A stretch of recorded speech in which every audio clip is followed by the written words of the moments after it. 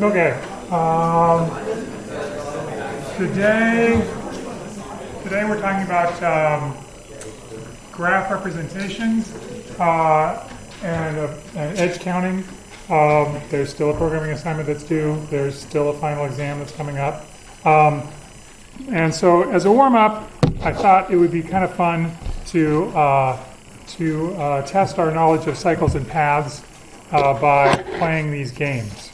Okay, so you have two graphs here. There's the house graph, which is over here. It looks like a little house.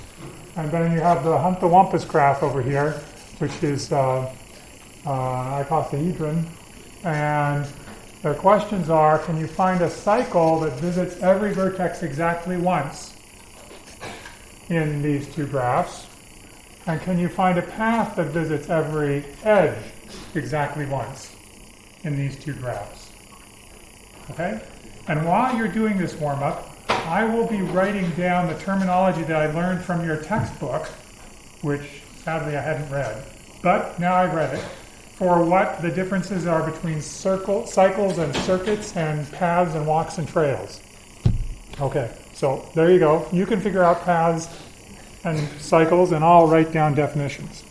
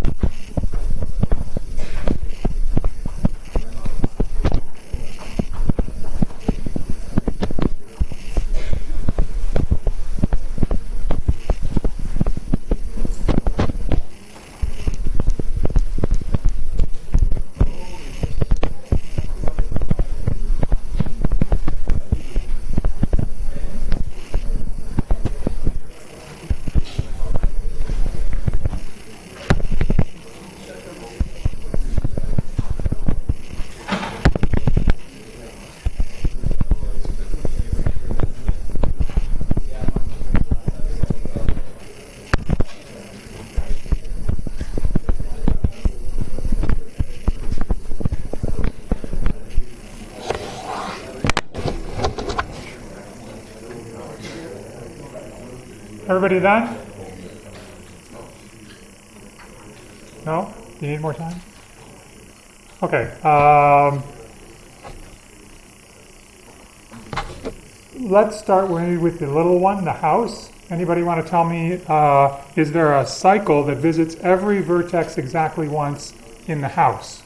This is the house, the little one on this one side. It looks like a house. Yeah. Yeah, you just go around the edges. Whoops. Go away. So this. Yeah, we have such a thing. You just walk around the outside edges all the way around. That forms a cycle. By the way, a cycle, well, let me tell you about cycles. So cycles come in two flavors. There's circuits, and this is the terminology that I didn't know. Circuits are cycles where you can revisit vertices multiple times. But in neither circuits nor cycles can you repeat edges. So you can't go out on an edge and come back on an edge. Not allowed. And for cycles, that's a circuit, but it only has the start and the end vertex the same. All of the rest of them are different. So there are only the first and last vertex that are the same. So you don't repeat vertices on a cycle. Sadly, this is sort of, well, relatively new terminology relative to how old I am. So they used to all be called cycles.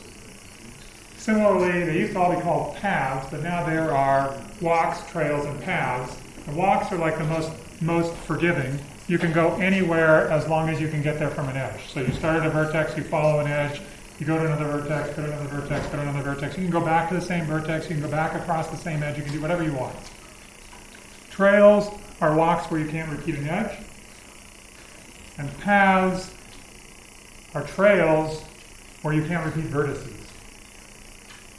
At least that's according to your book, which actually I looked at several places and they all seem to agree, but they're all modern.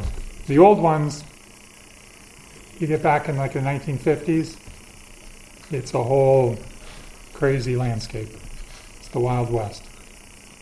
Okay, so we got a cycle that visits every vertex exactly once. How about in the Hunt-the-Wumpus graph? A cycle that visits every vertex exactly once. By the way, this was marketed as a game in the 1800s by a guy named Hamilton, who was the guy, that's why this is called a Hamilton cycle. He's a mathematician, not a businessman. But he actually sold the idea to somebody, so I guess that makes him pretty smart. But this was the game. It was like a game in a box with a little graph and a string. And you go, it's kind of cool. Okay, so can you tell me what the cycle is? No, you answered the first one. You can't answer them all. It's, I don't know. I saw you first. Can you just like go around and then the last note before the note you started at, you go in there layer and then go around? Okay, let's try it. You go around, and then the last node you go in, and then what do you do? And then do the same thing. Do the same thing. You mean like this? Yeah. And then what do I do? And then keep going around until the last note before you started. Here? That would be bad. You know what I'm saying? Here? Sorry, you can't see what I'm doing. I want to know what to do here. Do I go straight or do I go turn? How many people think turn? Okay, we'll go with turn. Turn. Now what? Great. Yay! You solved the puzzle. And now you put it back in the box, and you put it back on the shelf, and you'd never play it again. But it's called a Hamiltonian cycle. It visits every vertex exactly once. Vertices.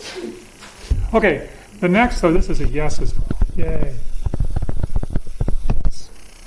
Okay, the next thing is, where's blue?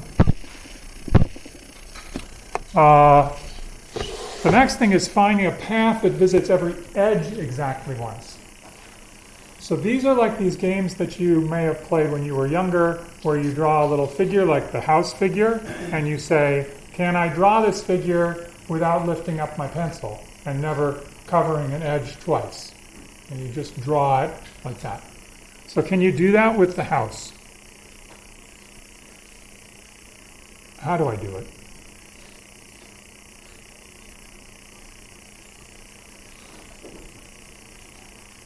Yeah. Go around the outside and then there's only one top and Go around the... Can I start at the top? start at the top. Okay. So here I go. I go around the outside, and then I go like that. Yeah? It's kind of hard for you to see what I did there, but maybe it's okay. You go around the outside and you go wiggling around in the middle. So yes. What about for the Hunt-the-Wumpus graph? Can you find such a thing that visits every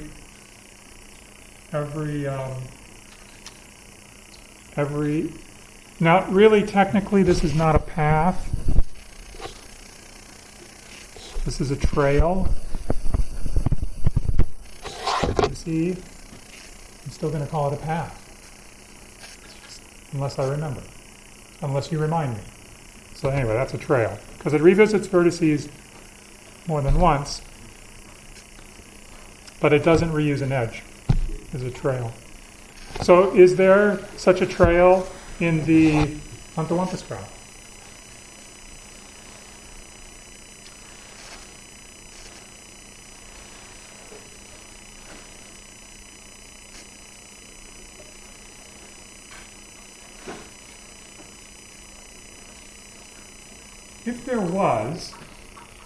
If there was such a trail, there would be how many vertices that would be touched by this trail an odd number of times. So when you touch it, that means you come in on an edge or you go out on an edge. How many vertices would be touched an odd number of times? So let's look at this. Let's look at the house. What are the vertices that are touched an odd number of times by this blue trail? Well, this vertex here. How come this is not working? That's better. Okay. How many times is this vertex visited? And it's touched twice, right? You come in and you touch it and you go out. This one also is twice. Oops. This one also is twice. This one is twice. No, it's not. It's 3 times because we come back to it on this edge. So there are 3 visits to this one. And there are 3 visits to this one because we visit coming out and we also visit, we come out on this edge. This edge, and we go through on this edge. So if I do a trail through a graph, how many odd, so in this case there's 2. This one and this one are the 2 odd ones. 2 odd visits. How many odd visits are there if there is such a trail that visits every edge in the graph?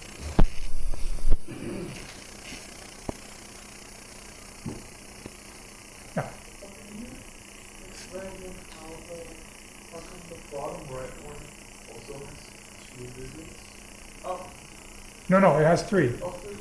They both have 3. The bottom ones are the ones that have odd. The bottom left or the bottom right? The bottom right? Oh, when I come through, I started here and I came through like this. That's twice. I came in on an edge and I left on an edge. That's 2 touches. I'm talking about touches, not visits. Maybe I said visits and I didn't mean that. I meant touches. So touches are like... That's right. You come in on an edge and you go out on an edge. That's 2 touches. Sorry, I forgot to tell you the rules. In, out, that's 2 touches. But when you go on this final edge, when you come here, you actually never leave. You come in on that last edge and that's it. So there's only 1 touch. So that's why there's 3 there. Similarly, you started at the other vertex and when you left, that was 1 touch, and then you came through it again and that was 2 more touches, so it's got 3 touches. So how many vertices have an odd number of touches? At most 2. If I started and ended at the same vertex, I would have 0 edges. 0 vertices that have an odd number of touches. But I started and I ended at different vertices, and those are the ones that have an odd number of touches. Okay, great. What's interesting about that? Well, it better be the case that every other vertex in the graph has an even number of edges connected to it. Because if you touch every other vertex an even number of times, that means it's going to be ticking off an even number of edges, and the condition on the trail is that it has to visit every edge exactly once. So that's what happened in this blue thing over here in the house. Is we saw this vertex right here has an even number of edges adjacent to it, and that's why it was visited once going. I mean, there were 2 touches when it came around this way, and there were 2 more touches when it came around this way, and that counted for the 4 edges. This guy also has 4 vertices adjacent, 4 edges adjacent to it, and so when I went through this, well, what did I go through first? Oh, I guess I went this way. So the first time I went through, I covered these 2 edges. There were 2 touches. And the next time I went through, I covered these 2 edges, 2 more touches. So every single vertex, every edge on that vertex has to be touched the number of times equal to that number of edges that are touching the vertex. Does that make sense? So tell me, is this graph possible? Can you find a path that visits every edge exactly once?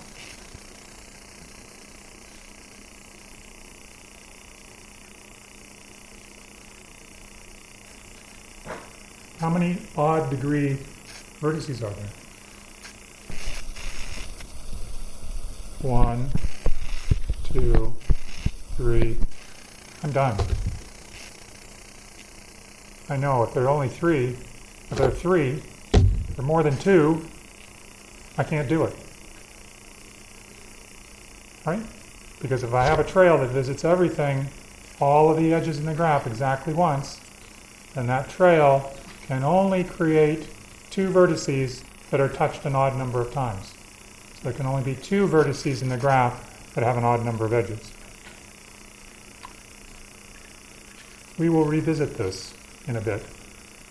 This is also a famous problem called the Königsberg Bridge problem, which was solved by Euler in the 17-somethings to say whether you could actually walk around Königsberg and cross every bridge exactly once. And the answer was no, and the proof is what I just told you. Yep. So the number of edges into a node will tell us how many times it wants to be touched. Correct. So we can't do this one. Okay. Are we good? Yeah. What's the difference between a trail and a path? A trail doesn't visit an edge. It doesn't use an edge twice. So then, so you can have a trail with repeating vertices. Yeah. Like you have this. Do you have that picture? Then this would be a trail.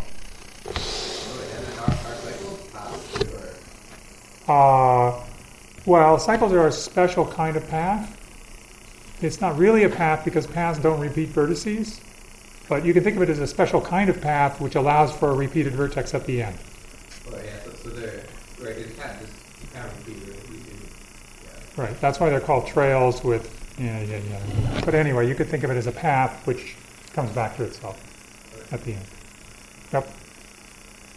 So for any graph, you can't set more than 2 nodes that are touched an odd number of times. Correct. If you wanted to do the trail. If you wanted to do the trail that visits all the edges. Yeah. Okay? All right, good. We have to finish our graph vocabulary, and I can't remember how far we got last time because I think I was sleeping at the time that I was doing this. And so I'm going to make this up and say that we did talk about subgraphs, and I'm going to test you. Is this a subgraph of the graph over there? That says A and B and C. Is this a subgraph? How many people say yes? How many people say no? How many people say that I didn't really talk about subgraphs last time? Really? Didn't? Oh, well, that's weird. Okay. It has to be a subset of the vertices. Check. A, B, and C are a subset of the vertices. Here they are. A, B, and C. And it has to have a subset of the edges of the original graph. Okay, it has a subset of the edges. AB is in there, and AC is in there. And it has to be the case that if an edge like AB is in there, in the set that we've chosen, E prime, then both A and B have to be in the set V. Well, that's true. This edge AB, both A and B are in the set. And for this edge AC, both A and C are in the set. So we're good. This is a subgraph, yes. Now you might be saying, well, how come the edge BC isn't in there? It doesn't have to be. It's a subgraph. It doesn't have to be that all of the edges that are induced by those three vertices are in there. If you're talking about that, that would be a vertex-induced subgraph. Never mind. Forget that. Forget I said that. Okay. A complete graph is the graph, let's not call it the maximum number of edges, let's just say every pair of vertices is connected by an edge.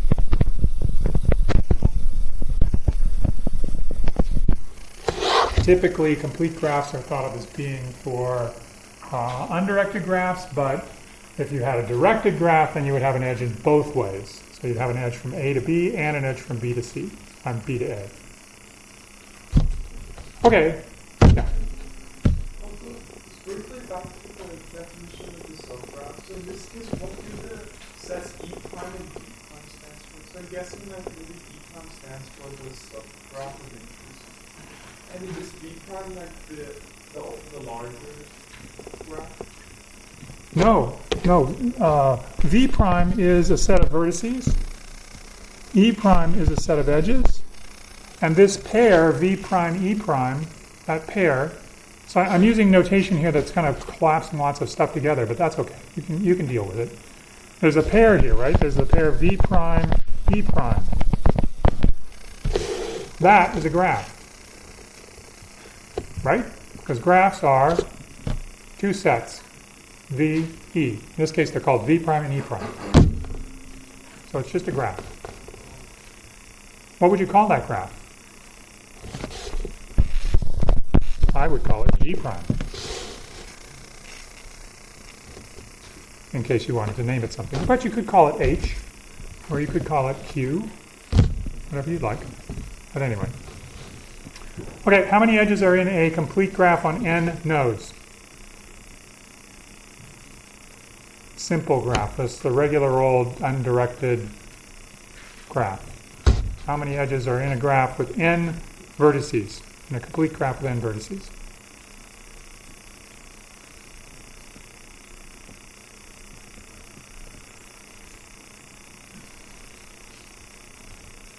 It's like asking how many pairs of two things are there from a bag of n things. Because the n things are the vertices, every pair has an edge between them. How many pairs can I pull out of this bag of n things?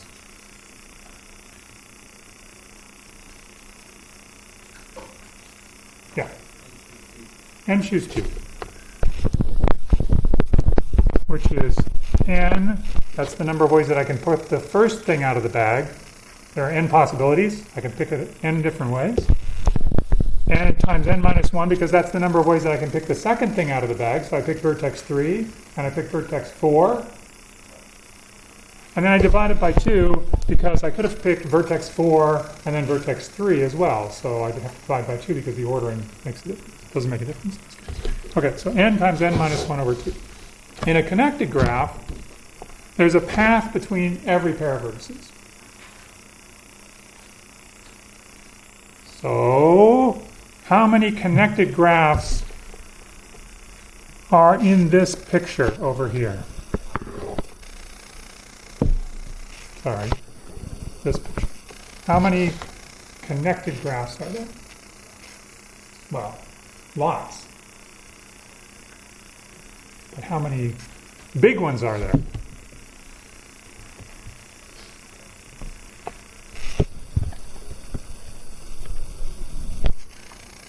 Everything in there is connected because I can get from every vertex, O for example, I can get to any other vertex I want, like I. Every pair of vertices is connected by a path. And so this thing that I've circled here is connected. This is also connected. And this is connected, but they're not connected to each other. This, of course, is connected as well. That small little 6-7 subgraph with the edge 6-7 in there, that's connected. So it just has to be that there's a path between every pair of vertices. Yep. So the whole graph isn't a connected graph? No, it's not. Only the subgraphs? Only those subgraphs. Well, lots of subgraphs are connected, but the big ones are. And so the big ones are the ones that are called connected components. So they are maximal connected subgraphs. So maximal means you can't add anything to them.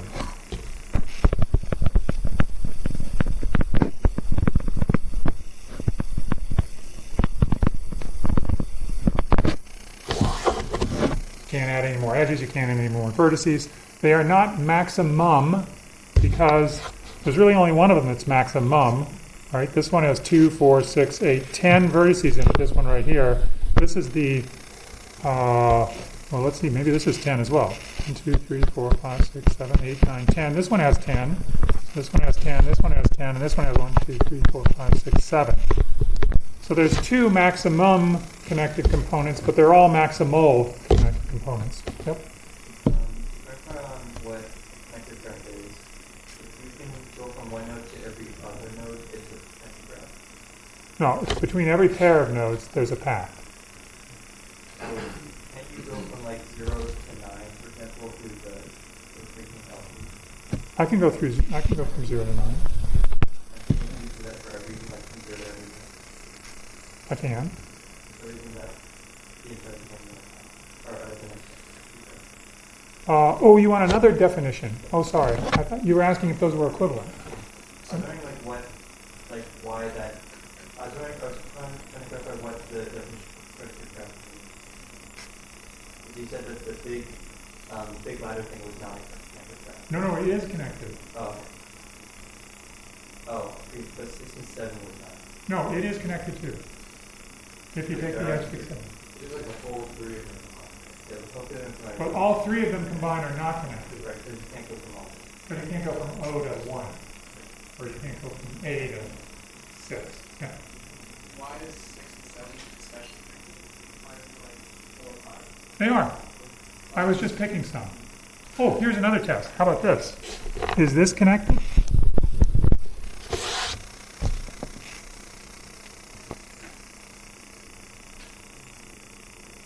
Yes. Singleton nodes are connected. There's no pair you have to worry about. This is sort of like a vacuous statement.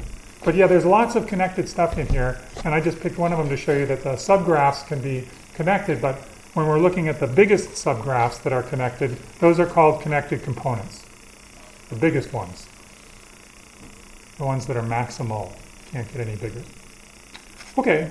And then acyclic graphs are graphs that have no cycles. You know about acyclic graphs, like trees are acyclic, for example. And a spanning tree of a graph, so spanning means it touches all the vertices. Spanning tree is a tree that's connected and it's acyclic on a vertex set V. And it spans the vertex set V.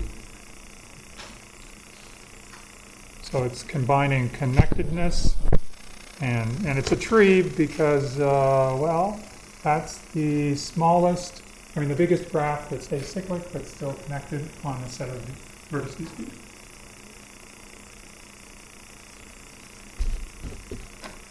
Which we'll see in just a second. Any questions about these? This is our, yeah.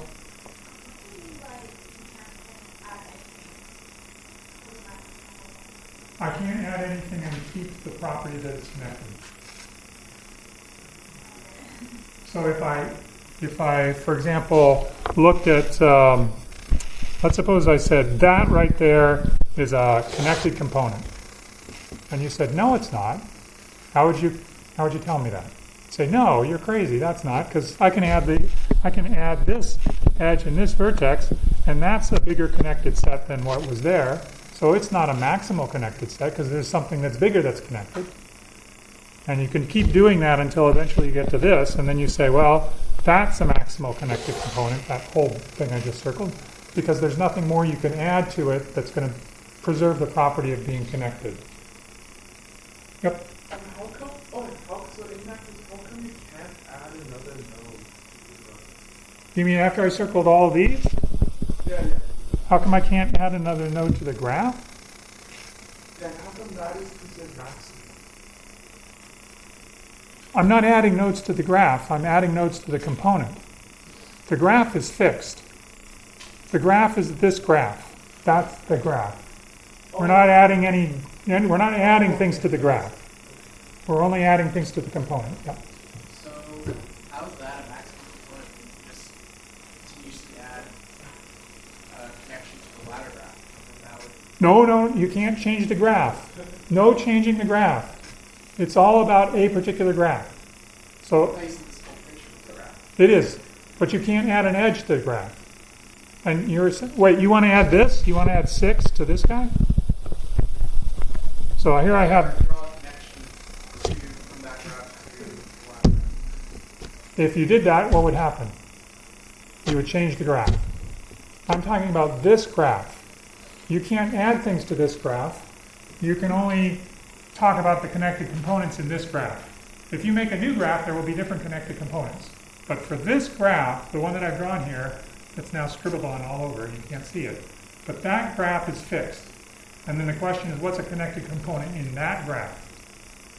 And you say, if you add an edge, I can make bigger connected components. And I say, yes, you can. But you're not allowed to because you're changing the graph. So I'm talking about the connected. So the maximum or the connected component of that graph you circled is The maximal connected component for this graph, there are 3 maximal connected components in this graph. There's the one I just circled, there's this one, and there's this one. Those are the 3 connected components.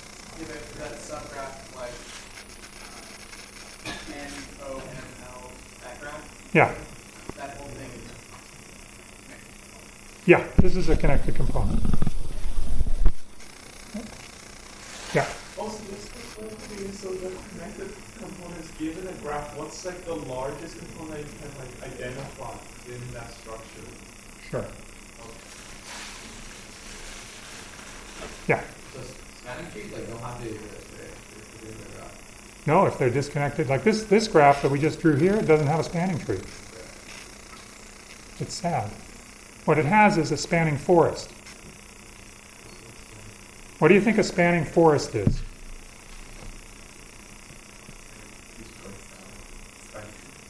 A set of spanning trees for each connected component.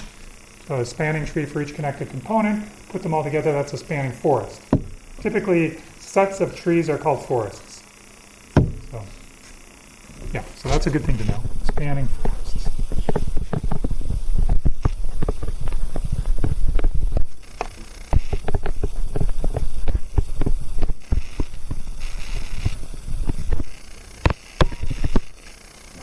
Set of spanning trees.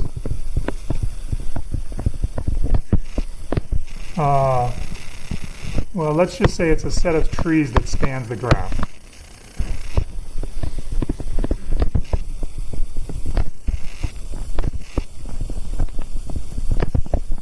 Okay, you could have a spanning forest that was not, the spanning forest, for example, could be just the individual nodes in the graph. You'd have a bunch of empty, no edge spanning trees. Anyway, doesn't matter. We don't have time. Here's the quiz. Quiz yourself. Don't have time.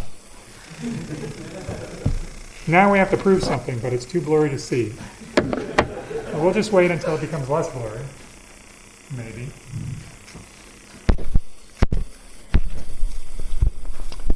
How many edges are in a simple connected graph on n vertices? Minimum and maximum. You already told me the maximum.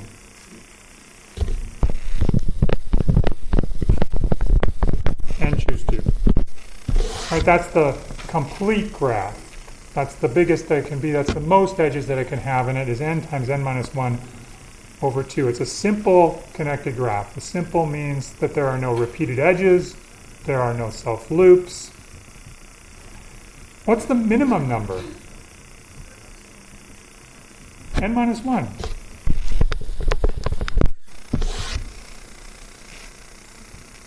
This little outline here of a proof is supposed to be showing you that it's n minus 1. It's claiming that if I have a graph with n vertices, and m edges, then that graph has at least n minus m connected components. It might have more. It has at least n minus m connected components. Yep.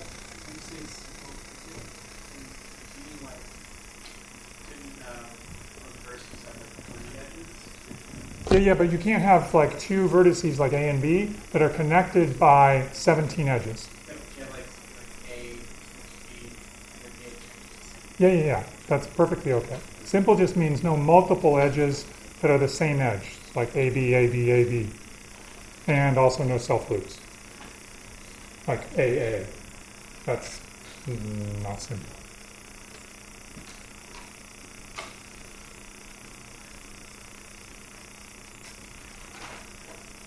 So, this is an interesting proof. I think you guys should do this proof. I don't think I should do this proof. I think you should do this proof.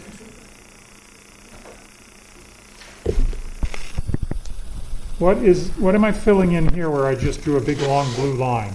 This is the base case. When the number of edges in the graph is 0, then there's somehow this claim says that if the number of edges is 0, then the graph has at least n minus 0 connected components, which is n connected components. Why is that? Graph has 0 edges.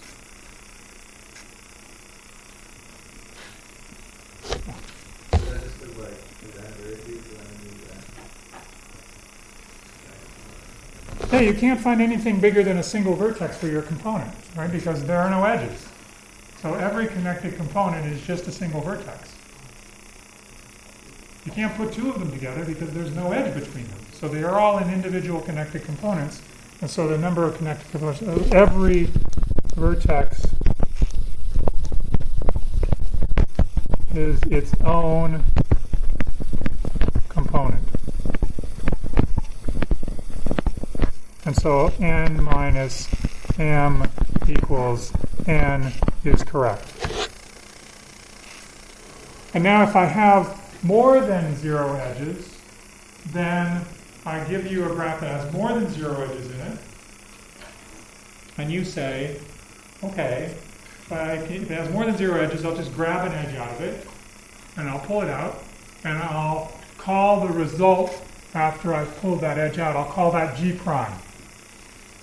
So that's a graph, G prime. It has one fewer edge, and so by the inductive hypothesis, it has at least how many components? I didn't even write the inductive hypothesis. That's how far we've advanced in this class. I don't even have to do that, and you know what I'm talking about. At least I hope so. Somebody in the way back who's like going to sleep can answer this question. Anybody?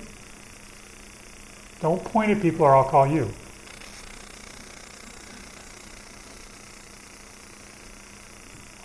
Okay. If you don't want to answer, that's fine. But you know, you're here. Might as well participate. Anybody in the front part? Anybody in the front part that is not one of 5 people that have been talking today? Which is kind of sad, you know, when you think about it. Somebody must have an idea. What in the world is this going to be? I'm using an inductive hypothesis, and you all know what that is. And I'm using an inductive hypothesis on a graph that has one fewer edge than the graph G, which started off with m edges. What is the inductive claim going to be? What is it going to say? The inductive hypothesis G prime has at least n minus 1 components. It's so simple. Just m minus 1 because we've removed an edge. Now the graph has m minus 1 edges. And it still has the same number of vertices because we didn't touch the number of vertices. And so the inductive hypothesis says n minus m minus 1. Okay, and then what we can do is think about what happens when we add that edge back in. When we put that edge back again, what is it going to do? Well, here's what could happen, is that the vertex A and the vertex B in the graph G prime could be in two different connected components. There could be no edges between these two in the graph G prime. That's what could happen. Or it could be that A and B are actually in the same connected component. They're just not directly connected anymore by an edge, but there's some sort of path that connects them. So this is possibility 1 and this is possibility 2.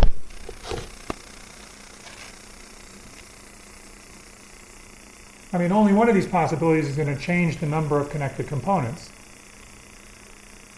The only possibility 2 changes the number of connected components, because when I add the edge AB back in, now all of a sudden there's no longer 2 connected components, they're now 1 connected component, and the number of connected components decreases by 1. So it only decreases by 1. So if that's the case, G has at least how many components? N minus m minus 1. How many think I should write plus 1 here? How many people think I should write minus 1 here? Okay, good. At least most everybody.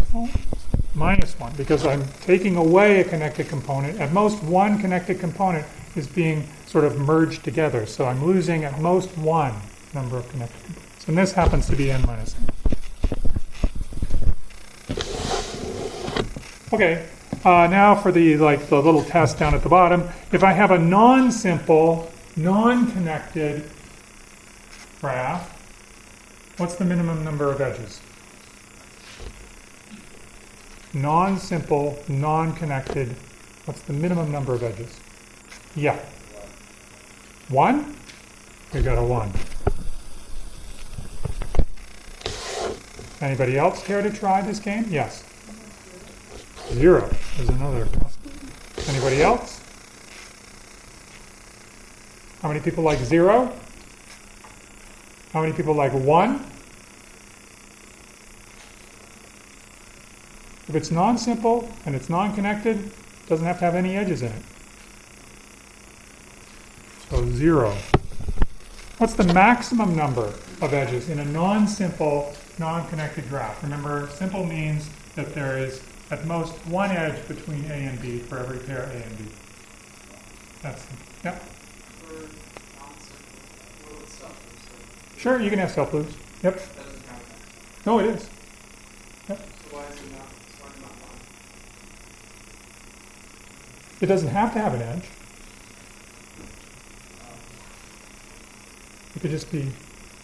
Oh, I see. Oh, good question. Oh, is that what you were thinking? In order for it to be non-simple, it has to have something. Ah, very good point. So okay, all right, good, excellent job. In order for it to be non-simple, boy, it's a good thing I didn't make this an exam question. Did I? No. In order for it to be non-simple, it has to have something that makes it non-simple. So, okay, so you're very clever. So this, for example, is non-simple. It has 1 edge. I think I would accept either one of these answers, 0 or 1. But a good point.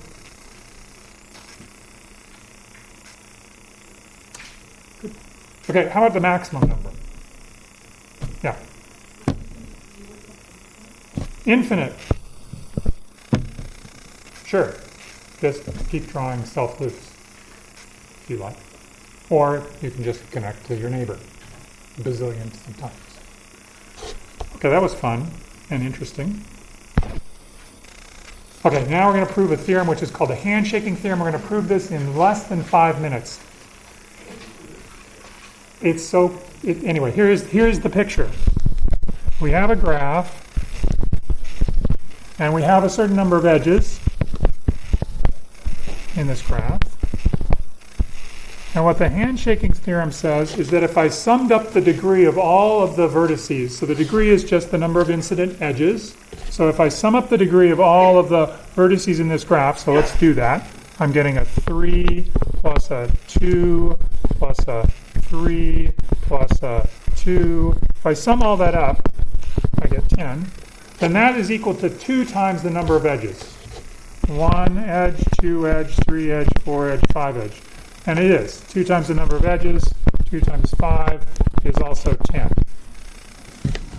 Wow, you say. This could be like this is like the most useless theorem ever. No, it actually is one of the most useful theorems. It's just that it's like the pigeonhole principle, which is equally kind of stupid, but it's still extremely useful. It's like a very simple theorem, but a very, very useful one. So why is it called the Handshake Theorem?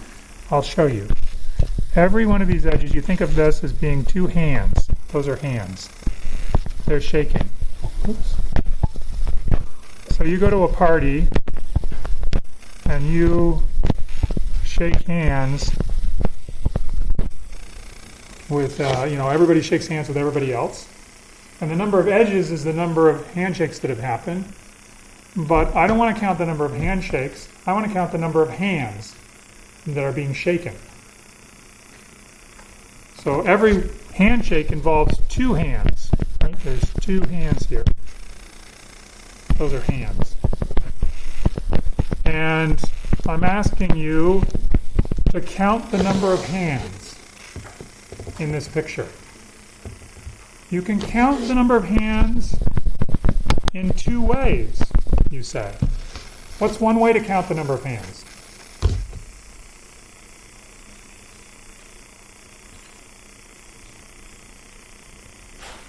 Yeah. The top equation, which is basically how many arms each vertex has. That's one way to count the number of hands, is to count the number of arms that are sticking out from the vertices. So count arms. Because at the end of every arm, there's 1 hand. What's another way to count hands?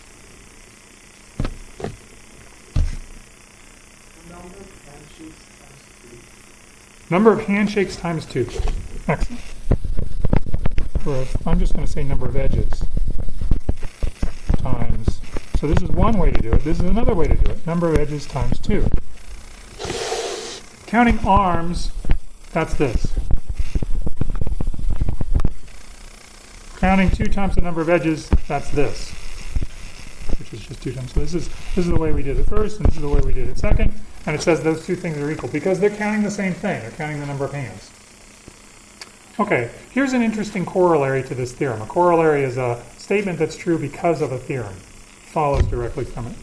An undirected graph has an even number of vertices of odd degree.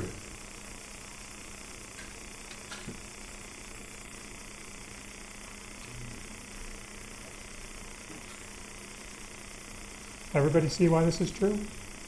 It follows directly from the Handshaking Theorem. Saying if I split the sum of vertices into odd degree and even degree, we don't have time to prove this. All right, we'll stop. So it's really fun. You can think about this proof though, because that's a good thing to do. And I'll see you on Friday.